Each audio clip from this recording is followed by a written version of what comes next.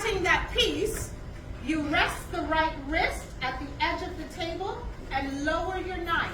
If your knife is up like this, this is threatening. Lower the knife, then you pivot that piece in your mouth.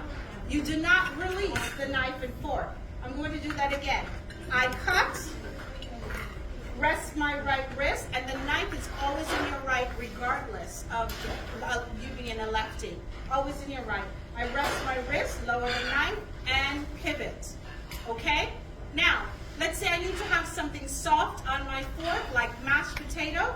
Again, in European style, the fork is always downward. I'm going to place the fork here.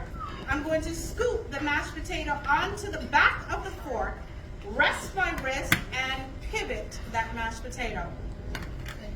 Okay? Place it down, scoop it onto the back, rest the wrist, and pivot.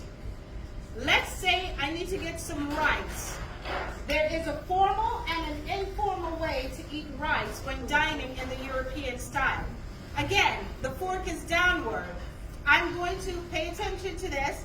I'm going to scoop the rice onto the fork. Then I'm going to apply pressure to get the grains of the rice through the tines, to lodge between the tines. Then I rest my wrist and pivot that small portion of rice. That is formal. That is if you're dining with the high-ups. Now, if you're home and you want more rice on that fork, you may turn the fork upward. That is informal. Place the fork flat on the plate, parallel to your body.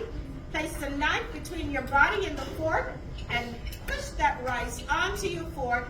Rest the right wrist and pivot that portion in your mouth. Does everybody see that?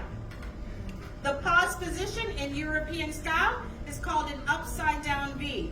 The knife at the 5 o'clock position, fork at the 7 o'clock, and the fork overlaps the knife at the top.